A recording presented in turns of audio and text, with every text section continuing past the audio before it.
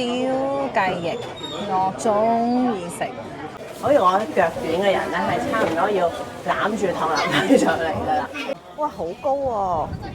哇，好驚！哇 Hello，歡迎翻到嚟我哋打工仔嘅 channel 啊！我哋而家喺日本啊！我哋今次嘅旅程呢，就會喺名古屋出發，一路上去白川鄉、高山、富山，再去立山黑部，然後翻去東京啊！所以真係一個好長嘅旅程啊！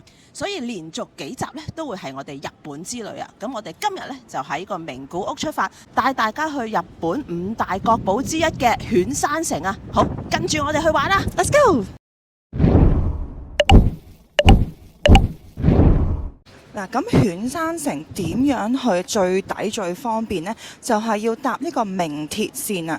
咁呢個名鐵線呢，亦都為咗，我諗係為咗呢個促進旅遊業發展咧。佢有一個套票，係包埋佢嘅車飛，再加你嘅入場券，再加好多優惠嘅，係非常之抵嘅。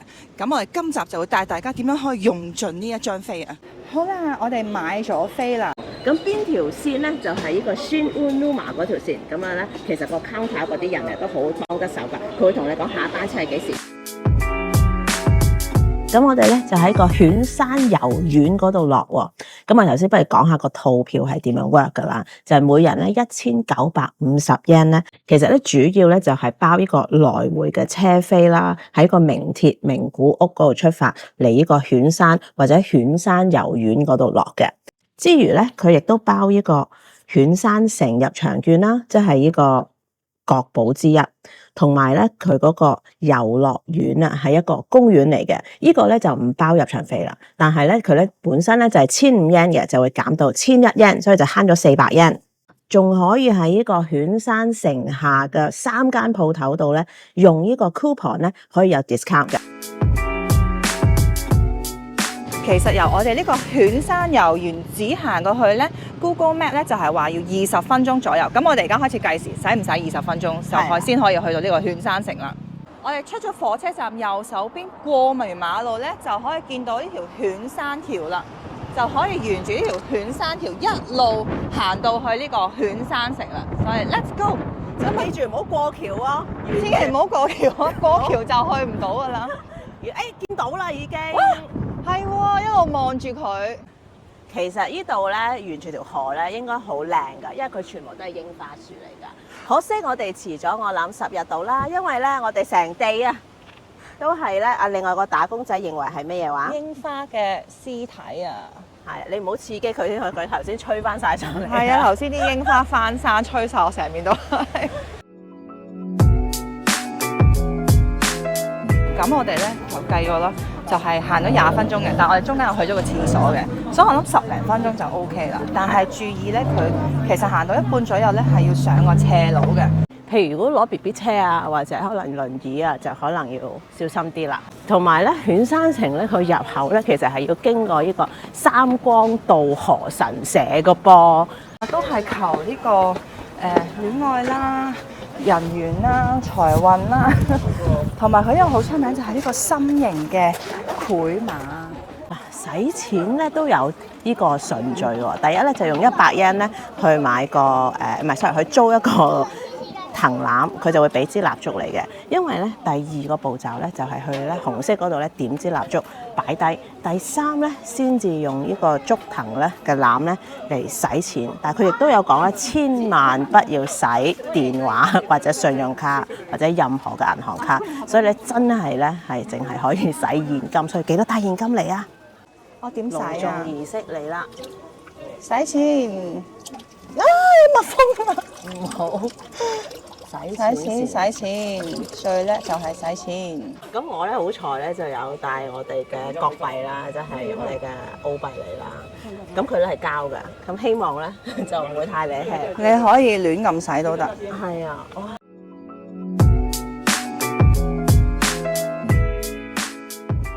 如果買飛嘅話咧，就要係1000 yen 嘅。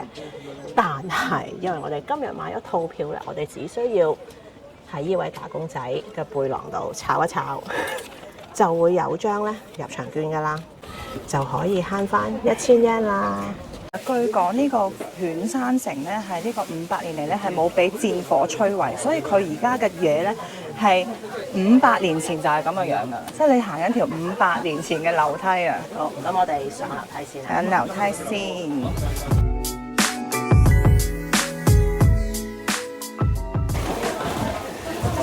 耶！行動不便咧，唔建議嘅真係，因為咧，我就差唔多要，好似我腳短嘅人咧，係差唔多要攬住趟樓梯上嚟㗎啦。今日天氣真係超正啊！哇，好高喎！哇，好驚！哇，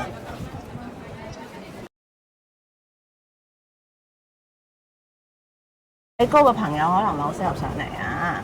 但係真係好靚咯，同埋今日天氣，你睇下可以見到好遠方嘅山脈啊！你望下遠方，呢個犬山城北蓋為呢個犬山市嘅第一高樓，你可以望到遠方嘅名古屋城啊！唔知大家見唔見到？但我呢度就見到啦，好正，同埋一條河，哇，好靚啊！我哋落去揾啲嘢食先，係啊，定一定經啊！係啊，而家個手汗都出埋。好啦，我哋而家落咗山啦，就開始直路呢，就係呢個城下町嘅商店街啦。咁其實呢個城下町商店街呢，佢都保存得好好，我覺得佢都有啲似呢。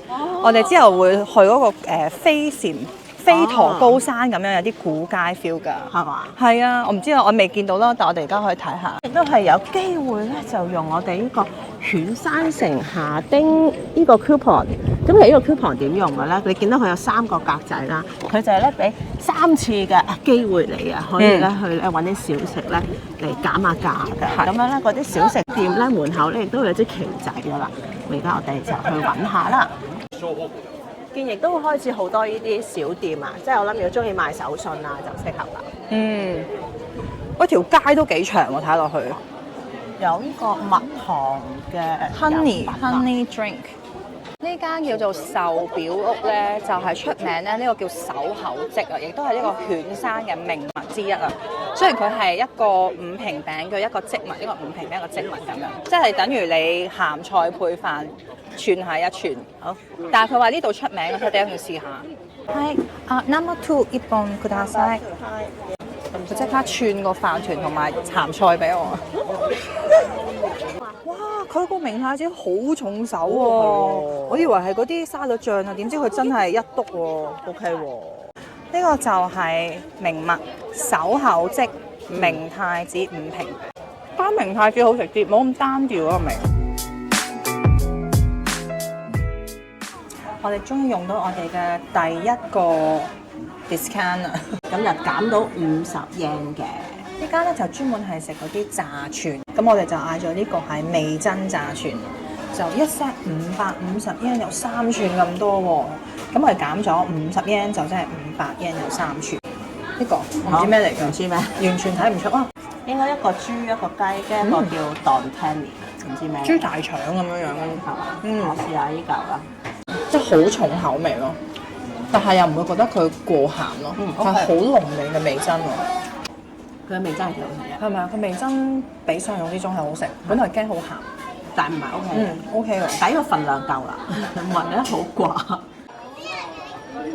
我哋嚟到戲屋啦，要食真真正正嘅飛駝牛串啊！我哋而家嚟呢間咧就叫犬山城下町嘅蘭苑。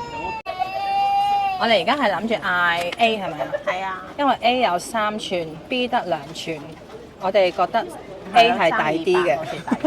我哋呢個用到嗰個券啊，係可以減100 yen，即係1000 yen 就可以買到3嚿呢個飛駝牛串燒啊！Presentation 幾得意喎，我中意佢有個蝦餅啊！我中意佢有支旗啊，你試下。佢係好腍嘅，佢係好腍好腍嘅牛肉，係好係啦，但唔係好重牛肉味，但我多數和牛都係咁，因為佢肥嘅比例比較多嘛。咁啊，食開飛駝牛咧，佢嘅隔離呢間咧都係食飛駝就唔係串燒，係壽司 style 嘅。好 funny 啊！個蛋黃係 BB 蛋喎，咁細。鵪鶉蛋，你覺得串燒定係壽司滿足啲咧？我覺得壽司，你覺得壽司滿足？因為我中意佢牛肉配飯，係咪好似佢有啲飯 balance 啲啊？但係我覺得佢塊肉好薄啊，係啊，我呢串燒串燒多啲肉啊。啖啖肉多啲，中意食啖啖肉就食串燒。如果中意話少少有啲飯有啲肉咧，就嗌壽司啦。又揾到啲着數嘢喎。呢個幾好喎，減200yen，即係1100減200，即係900yen，就有呢個年輪蛋糕啦。佢呢個最特別咧係用玄米做嘅。咁據講呢間鋪頭咧係為咗咧推廣呢個犬山城嘅農業咧，佢應該都係用犬山城製造嘅米，所以呢個係真係非常之適合做手信。同埋佢都唔貴，佢平時出邊咧買嗰啲年輪蛋糕都唔平㗎。佢都係有種糯米嘅口感，同埋佢咧唔算好甜咯，我中意呢個。好啦，我哋行完呢個犬山城下町掃街啦。我覺得呢個咧犬山城呢個名古屋咧，大概30分鐘車程咧，又有呢個犬山城睇啊，又可以去使下錢啊，又有個呢個丁下城嗰度咧，可以行下街掃下街，我都覺得幾值得咧，係半日嚟玩下嘅。同埋嗰個套票咧，我哋咧都慳咗成幾百蚊啦。頭先食嘢啊，買下嘢啊，機個犬山城又慳翻1000yen啦入場費，咁啊仲包埋來回飛嘅添。咁啊講起來回飛啦，咁我哋喺度行船出嚟咧，其實沿住呢條大路咧，你行出嚟轉左行到尾咧，就係釜山站，就可以搭翻去名古屋噶啦。好，我哋名古屋再見。好啦，嚟到夜晚咧食晚飯咧，我哋今日揀間好特別嘅餐廳，佢咧包含晒名古屋全部嘅名物啊，都喺佢一間餐廳可以食晒啦。咁呢間餐廳咧就叫五味遊啊。嗱，咁啊嚟下啲前菜先啦。佢咧一嚟咧就會咧有免費嘅椰菜啊，最特別係咩啊？就可以咧試佢個味噌啊。佢咧喺個台度咧唔使驚啊，一大兜啊任食，你食得幾多就畢幾多。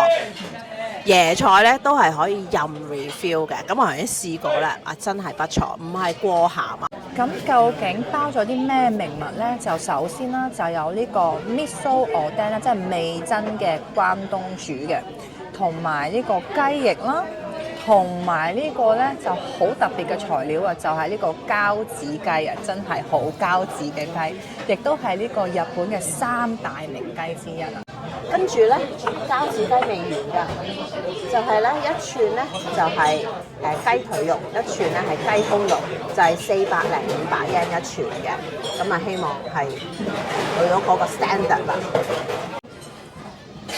隻膠子雞究竟膠唔膠子？唔膠子，偏瘦同韌嘅。哦，佢個肉咧好似係比平時嗰啲咧會實啲嘅。唔係難食嘅，係好食嘅，但我又未食，哇，好驚豔嗰種感覺。但係未至於佢講到話係咩？日本3大名雞之一。係咯。燒雞翼，我中意食。咁嚟到名古屋點可以唔食雞翼啊？咁我哋呢個試下呢個膠子雞，或者就咁試下雞翼好唔好食？我哋咁講，佢呢個炸得好好食㗎，佢係外脆，但係因為呢個雞肉咧比較硬身少少。但係佢覺得好香咯，我中意呢個炸粉嘅味道。即係個味道係好嘅。味道好，係鹹甜嘅感覺咯。唔好太深入研究嗰個雞啦，都係。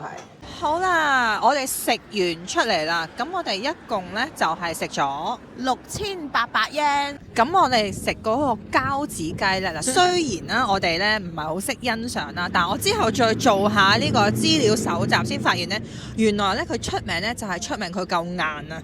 咁佢亦呢度嘅膠子雞，佢亦都真係非常之咬口啊，非常之好咬口。我覺得係比較適合咧，可能真係會飲酒咧，嚟送下酒咧，我覺得係非常之適合。因為我哋本身唔係食飲酒嘅人啦，我哋就覺得咧咬到咧牙膠有少少軟啊。係啊，我就講下咧，用 miso 做嗰個oden同麵啦。其實咧，我覺得嗰個湯麵咧係好食㗎，又熱辣辣啦，同埋佢嗰個即係赤色嘅 miso 咧係好飲㗎，同平時嘅 miso 咧係好唔同。